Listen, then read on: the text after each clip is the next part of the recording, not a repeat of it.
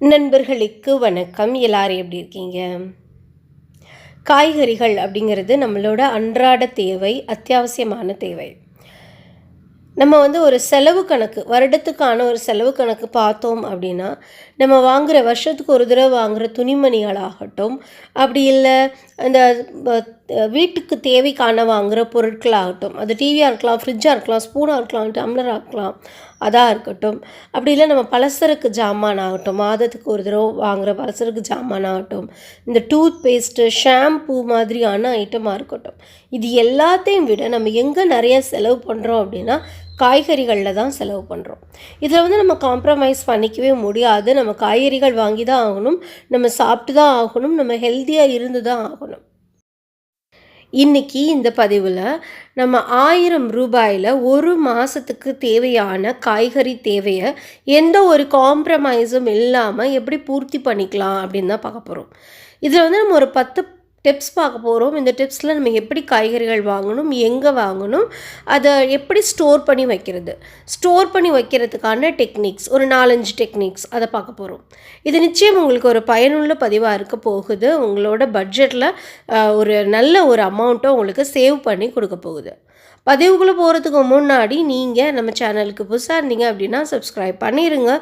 Video முழுமையாக பார்த்துட்டு அதுக்கப்புறமா லைக்ஸும் கமெண்ட்ஸும் கொடுங்க.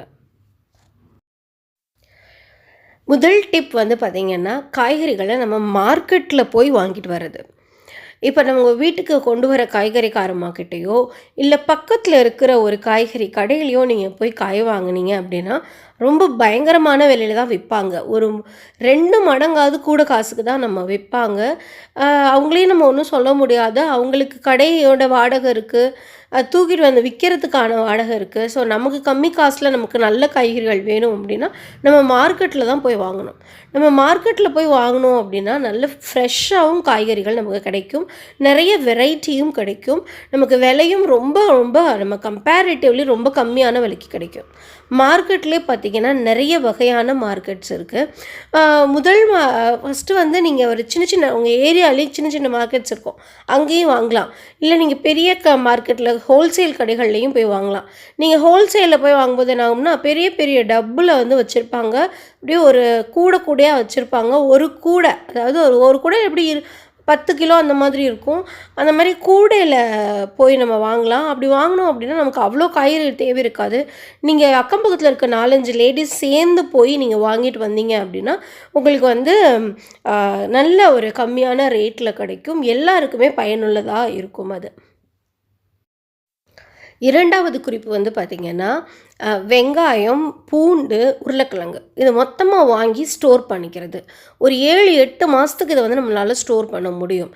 இப்போ நம்ம ஜான்வரி பிகினிங்கில் இருக்கோம். இப்போ வாங்கி போடாதீங்க. ஃபெப்ரவரி மார்ச்சுக்கு அப்புறம் விலை நல்லா சரியும், விலை குறையும், நல்லாவே விலை குறையும். அது மட்டும் இல்லாமல் அந்த நேரத்தில் தான் புது வெங்காயமும் புது உருளைக்கிழங்கும் வரும். அப்போ தான் அறுவடை செஞ்ச வெங்காயமும் உருளைக்கிழங்கும் வரும். இந்த நேரத்தில் நீங்கள் வாங்கி ஸ்டோர் பண்ணி வச்சுக்கலாம். உருளைக்கிழங்குல பேபி பொட்டேட்டோஸு, அப்புறம் நல்லா நார்மலாக இருக்கிற பொட்டேட்டோஸு, இன்னொரு ஒரு தோல் உரிகிற மாதிரி ஒரு பொட்டேட்டோ இருக்கும். அந்த 3 பொட்டேட்டோலுமே வாங்கி வைக்கலாம்.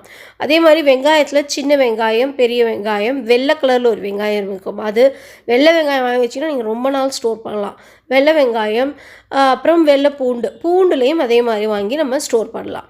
ஃபெப்ரவரிக்கு அப்புறமா மார்ச்சில் எப்போ விலை குறையுதுன்னு பார்த்து வாங்கி நீங்கள் போட்டுருங்க. நியூஸ் பேப்பரில் பார்த்துட்டே இருங்க எப்போ விலை கம்மியாக இருக்குது அப்படின்னு.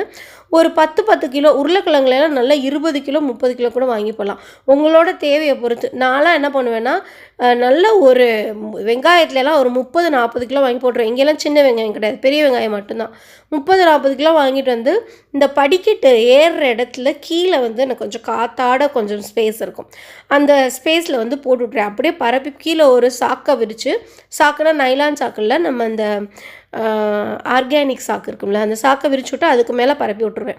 அது பாட்டு கிடக்கும். வெங்காயத்தை மேலே தோலெல்லாம் ரொம்ப நிறைய தோல் இருக்கும், அதில் கொஞ்சமாக தோலை ரிமூவ் பண்ணிவிட்டு அப்படியே போட்டு விட்ருங்க. நல்லா பரப்பி போட்டு விட்டிங்க அப்படின்னா ஒரு 8 மாதம் வரைக்கும் நம்ம கிட்ட இந்த வெங்காயமும் இல்லை உருளைக்கிழங்கும் இந்த பூண்டும் இருக்கும். ஸோ அதுவே உங்களுக்கு நிறைய செலவு மிச்சம் பண்ணும். ஏன்னா வெங்காயத்தோட விலை திடீர்னு கூடும். 3வது குறிப்பு வந்து பார்த்திங்கன்னா, நமக்கு தேவையான காய்கறிகளை நம்மளே விளைவிச்சுக்கிறது. இப்போ வந்து நம்ம வீட்டில் ஸ்பேஸ் ஒரு கொஞ்சம் இடம் இருந்தது அப்படின்னா, அங்கே வந்து வெங்காயம், சொரக்காய், பூசணிக்காய் அந்த மாதிரி காய்கள்லாம் போடலாம். உங்ககிட்ட இடம் ஸ்பேஸ் இல்லை அப்படின்னாலுமே கூட மாடி தோட்டத்தில் ஏதாவது காய்கறிகள் வந்து நம்ம போடலாம். அத்தியாவசிய தேவையான தக்காளி, ஏன்னா வெங்காயம் நம்ம மொத்தமாக வாங்கி வச்சிடுறோம். தக்காளி நம்ம வீட்டு மாடி தோட்டத்திலே போட்டுடலாம். பச்சை மிளகாய், கீரை வகைகள்லாம் ரொம்ப எளிமையாக வளர்க்கலாம். ரொம்ப டென்ஷனே இல்லாமல் கீரைகள் வளர்க்கலாம். ஸோ இந்த மாதிரி காய்கறிகளை வளர்த்தோம் அப்படின்னாலும் நம்மளால் அந்த காய்கறி வாங்குகிற காசுலேருந்து நம்மளால் தப்பிச்சுக்க முடியும். இதுக்கு உங்களுக்கு மொட்டை மாடி தான் வேணும் அப்படி இல்லை, உங்களுக்கு கிரவுண்டு தான் வேணும் அப்படின்லாம் இல்லை. நீங்கள் ஜன்னலில் வளர்க்கலாம், பால்கனியில் வளர்க்கலாம். Where there is a will there is a way. ஒரு ஹேங்கிங் பாட்டில் வச்சுட்டு அந்த க்ரில்லில் கூட நம்ம தொங்க விட்டுறலாம் தொட்டிகளை. ஸோ அப்படியும் நம்ம செடி வளர்த்தோம் அப்படின்னா காய்கறிகள் வாங்குகிற காசு ரொம்பவே குறையும். அடுத்த குறிப்பு வந்து பார்த்திங்கன்னா, நம்ம வீட்டில் ஒரு அடி ஒரு ஸ்கொயர் இருந்தால் போதும், நம்மளால் முருங்கை மரம் வளர்க்க முடியும். நான் சென்னையில் நிறைய வீடுகளில் பார்த்துருக்கேன்.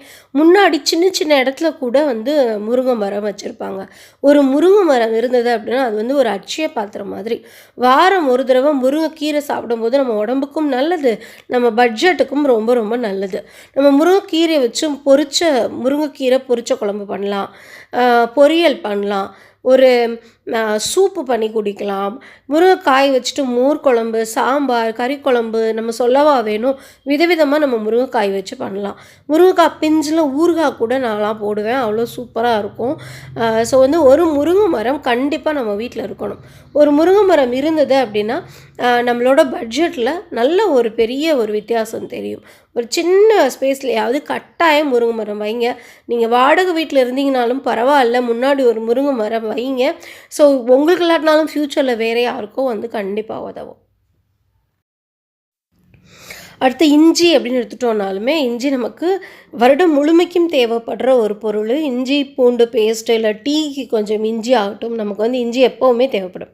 இந்த நல்ல இஞ்சியாக இப்போது இந்த சீசனில் இப்போ வந்து ஜனவரி பிகினிங், இப்போ நல்ல இஞ்சி கிடைக்கும், விலை கம்மியாக கிடைக்கும். இந்த நேரத்தில் என்ன பண்ணலான்னா இஞ்சியை வாங்கி நல்லா கழுவிட்டு சின்ன சின்ன குட்டி குட்டி பீஸாக போட்டு நல்லா நிழலில் உணர்த்தி நல்லா காஞ்சதுக்கப்புறமா ஒரு டப்பாவில் ஸ்டோர் பண்ணி வச்சுக்கோங்க. அது சுக்கு மாதிரி நமக்கு எப்போவுமே வந்து ஹெல்ப்ஃபுல்லாக இருக்கும். டீக்காகட்டும் நம்ம சப்ஜிலி ஆகட்டும் போட்டு சாப்பிட்டுக்கலாம். அதே மாதிரி இஞ்சி முரப்பா வந்து நம்ம பண்ணி வச்சுக்கலாம். இஞ்சி முரப்பாவும் நம்ம வந்து ஒரு வருஷத்துக்கு ஃபுல்லாக யூஸ் பண்ணிக்கலாம். நம்ம குழந்தைங்களுக்கு ஒரு டிஃபன் பாக்ஸில் சைடில் வச்சு கொடுத்து விடலாம், ஆஃபீஸ்க்கு போகிற ஹஸ்பண்டுக்கு கொடுத்து விடலாம், நம்ம இடையில சாப்பிட வச்சுக்கலாம். இது வந்து ரொம்ப இஞ்சி முரப்பாலாம் வந்து பார்த்திங்கன்னா ரொம்ப நல்லது, வயிற்றுக்கெலாம் ரொம்ப நல்லது. ஹாஸ்பிட்டல் செலவையுமே நமக்கு வந்து குறைக்கும். அதே மாதிரி இந்த மாதிரி நெல்லிக்காய் கிடைச்சது அப்படின்னா நெல்லிக்காயிலையும் முரப்பா பண்ணி வைக்கலாம், ரொம்ப நல்லாயிருக்கும். நான் உங்களுக்கு ஒரு பதிவில் நெல்லிக்காய் முரப்பாவும் இஞ்சி முரப்பாவும் எப்படி பண்ணணும் அப்படின்னு நான் உங்களுக்கு சொல்லி காமிக்கிறேன், செஞ்சு காமிக்கிறேன். ஸோ வந்து நீங்கள் இந்த மாதிரி அதே மாதிரி இஞ்சி மாதிரியே மஞ்சளும் வாங்கி நம்ம சின்ன சின்ன பீஸஸாக கட் பண்ணி காய வச்சுக்கிட்டிங்க அப்படின்னா இந்த மஞ்சள் வந்து பார்த்திங்கன்னா பாலில் கொதிக்க விட்டு கொடுத்தோம் அப்படின்னா இந்த மாதிரி ஒரு இம்யூன் சிஸ்டத்தை நல்லாவே நல்லா வந்து ஆக்டிவாக பண்ணும். ஸோ வந்து நம்ம மஞ்சளையும் இதே மாதிரி சின்ன சின்ன துண்டுகளாக போட்டு வச்சுக்கலாம். எலுமிச்சம்பழம் வந்து பார்த்திங்கன்னா இந்த சீசனில் ரொம்ப விலை கம்மியாக இருக்கும். ஸோ நமக்கு வெயில் காலத்தில் தான் நமக்கு எலுமிச்சம்பழத்துக்கான தேவை ரொம்ப ஜாஸ்தி. அந்த நமக்கு நல்ல ஒரு ஜூஸ் போட்டுக்கூடியதுக்கு தேவைப்படும். ஸோ நான் என்ன பண்ணுவேன் அப்படின்னா இந்த சீசனில் மொத்தமாக எலுமிச்சம்பழம் வாங்கிட்டு வந்து எலுமிச்சம்பழம் ஊறுகாய் போடுவேன். அதே மாதிரி எலுமிச்சம்பழத்தில் ஸ்குவாஷ் பண்ணி வச்சுப்பேன். எலுமிச்சம்பழம், ஆரஞ்சு, இஞ்சி இது 3லையும் ஸ்குவாஷ் பண்ணி நல்லா நிறைய ஸ்டோர் பண்ணி வச்சுப்பேன். இந்த மாதிரி ஸ்டோர் பண்ணி நம்ம வச்சுக்கும்போது அந்த ஸ்குவாஷ் எடுத்து நம்ம வெயில் காலத்தில் குடித்தோம் அப்படின்னா ஃப்ரிட்ஜில் வச்சுருங்க, சாதாரணமாக செம்மையாக இருக்கும். இதுக்கு வந்து நம்ம எவ்வளோ லெமனில் ஜூஸ், இப்போ 1 டம்ளர் லெமன் ஜூஸ் எடுத்துக்கிறீங்கன்னா அதே 1 டம்ளரில் ஜீரா எடுத்துக்கணும். ஜீரான்னு சொல்ல முடியாது, ஜீனியை நல்லா தண்ணி ஊற்றி காய்ச்சிங்க. ஒரு டம்ளர் சுகர், இப்போ நம்ம 1 டம்ளர் லெமன் ஜூஸ் இருந்ததுன்னா 1 டம்ளர் சுகர், அதில் கொஞ்சமாக ஒரு 1/2 டம்ளர் தண்ணி ஊற்றி நல்லா அந்த ஜீனியை கொதிக்க விட்டுட்டு ஜீனி தண்ணியை அந்த லெமன்ஸ் ஜூஸ் எடுத்து ஒரு ஜூஸையும் ஊற்றி ஒரு கிண்டி எந்த ஒரு சிட்ரிக் ஆசிடோ எந்த ஒரு ப்ரிசர்வேட்டிவும் போட வேண்டியதில்லை. நம்ம அப்படியே எடுத்து ஃப்ரிட்ஜுக்குள்ளே ஸ்டோர் பண்ணி வச்சிட்டோம் அப்படின்னாலே போதுமானது. இது ஒரு 6-7 மாதம் தாங்கும், ரொம்ப நல்லாயிருக்கும் ஃப்ரிட்ஜில். ஸோ வந்து நீங்கள் யூஸ் பண்ணிக்கலாம். ஆரஞ்சில், லெமனில், அப்புறம் ஜிஞ்சரில், இது 3லையும் நான் வந்து செய்வேன். நான் உங்களுக்கு ஒரு பதிவில் இது 3ஓட ஸ்குவாஷும் எப்படி பண்ணுறதுன்னு நான் டீட்டெயிலாக பண்ணி காமிக்கிறேன். அதே மாதிரி பிக்கிள் ஊறுகாவும் நீங்கள் போட்டு வச்சுக்கோங்க. இல்லை அப்படியே லெமனை ஸ்டோர் பண்ணணும் அப்படின்னா லெமனை எடுத்துக்கிட்டு நல்லா நியூஸ் பேப்பர் வச்சுட்டு நல்லா லெமனை வாஷ் பண்ணி தொடச்சிட்டு அதுக்கப்புறம் நியூஸ் பேப்பர் எடுத்து அதில் ஒவ்வொரு லெமனாக தனித்தனியாக சுருட்டிடுங்க. சுருட்டினதுக்கப்புறமா இந்த லெமனை வந்து ஒரு பாக்ஸில் போட்டு மூடிட்டு ஃப்ரிட்ஜில் வைக்கலாம். இதை வந்து நம்ம 2 மாதத்துக்கு மேலே வச்சுருக்க முடியாது, வீணாக போயிடும். ஸோ வந்து நீங்கள் 2 மாதத்தில் இந்த லெமனை யூஸ் பண்ணிடுங்க. காய்கறிகளை நம்ம இன்னொரு விதமாகவும் ஸ்டோர் பண்ணலாம். இதுலேயும் நம்மளால் நிறைய காய்கறிகளுக்கான பணத்தை சேமிக்க முடியும். நல்ல சீசனில் விலை கம்மியாக இருக்கிற காய்களாக நம்ம அந்த மாதிரி பிளான்ச் பண்ணி ஃப்ரீசரில் வந்து வச்சுக்கலாம். எப்படி பிளான்ச் பண்ணணும் அப்படின்னு பார்த்திங்கன்னா, நல்ல காய்கறிகளை நல்லா கட் பண்ணிக்கோங்க ஃபஸ்ட்டு. இப்போ வந்து நான் பீன்ஸை வந்து உங்களுக்கு பிளான்ச் பண்ணி காமிக்கிறேன். நல்லா தண்ணி கொதிக்க விடுங்க. கொதித்த உடனே ஆஃப் பண்ணிடுங்க அடுப்பை. அதுக்கப்புறமா கட் பண்ணி வச்சுருக்கிற வெஜிடபிள், நான் வந்து பீன்ஸ் இன்றைக்கி பிளான்ச் பண்ணுறேன். பீன்ஸ் வந்து விலை கம்மியாக இருந்தது, 1 கிலோ 30 ரூபா. நான் 1 கிலோ வாங்கிட்டு வந்து இந்த மாதிரி பிளான்ச் பண்ணுறேன். இந்த மாதிரி கொதிக்கிற தண்ணியில் போட்டு ஒரு 10 நிமிஷம் மூடி வச்சுருங்க. அந்த தண்ணியில் நல்லா அது வந்து ஒரு செமியாக வந்து வெந்துடும். அதுக்கப்புறமா அந்த பீன்ஸை எடுத்து நல்லா சில் வாட்டரில் போட்டுருங்க. இப்போ வந்து எங்கள் ஊரில் குளிராக இருக்குது, அதனால் நான் வந்து ரூம் டெம்பரேச்சர் இருக்க வாட்டரை சில்லுன்னு இருக்கிறதுனால அதில் ஊற்றுறேன். இப்போ உங்களுக்கு தனி சில்லுன்னு இல்லை அப்படின்னா நீங்கள் ஒரு 2 ஐஸ் க்யூப்ஸை போட்டு வச்சுருங்க. இந்த மாதிரி சில் வாட்டரில் போட்டதுக்கப்புறம் அந்த வெஜிடபிள் எல்லாம் அப்படியே எடுத்து தனியாக ஒரு 10 நிமிஷம் நல்லா உணர விட்டுருங்க. உணர்னதுக்கப்புறமா ஒரு பிளாஸ்டிக் ஷீட்டில் போட்டுட்டு ஃப்ரீசரில் வச்சிடலாம். ஃப்ரீசரில் வைக்கணும். இது என்னென்ன வெஜிடபிள் நம்ம இந்த மாதிரி பண்ணலாம் அப்படின்னு பார்த்தீங்கன்னா, காலிஃப்ளவரு, கேரட், இந்த ஆரஞ்சு கேரட் இருக்கும்ல அது, பட்டாணி, பீன்ஸு, ப்ரக்கோலி, அதுக்கப்புறம் உருளைக்கிழங்கு, இந்த மாதிரி நிறைய காய்கறிகளை நம்ம பிளான்ச் பண்ணி வச்சுக்கலாம். நான் வந்து அப்படியே ஃபுல்லாக ஃப்ரீசரே நிறச்சிடுவேன் இந்த சீசனில். கிட்டத்தட்ட பார்த்திங்கன்னா எனக்கு 6-7 மாதத்துக்கு நல்லாவே இது எனக்கு வந்துக்கிட்டு இருக்கும், பீன்ஸு, காலிஃப்ளவர் எல்லாமே. இந்த பதிவு உங்களுக்கு ரொம்ப ஒரு பயனுள்ள பதிவாக இருந்திருக்கும் அப்படின்னு நான் நம்புகிறேன். அப்படி பயனுள்ள பதிவாக இருந்தது அப்படின்னா கீழே எனக்கு கமெண்ட் செக்ஷனில் சொல்லுங்கள். உங்களுக்கு முரப்பா ரெசிபி, இல்லை ஊறுகாய் ரெசிபி, இல்லை இந்த பிளான்ச்சிங்கே ஒரு டீட்டெயில்டான ஒரு பிளான்ச்சிங் ரெசிபி இதெல்லாம் வேணும் அப்படின்னா கீழே எனக்கு கமெண்ட் செக்ஷனில் சொல்லுங்கள். காசு, பணம், துட்டு, மணி சேவ் பண்ணுங்கள். தேங்க்யூ. God bless you.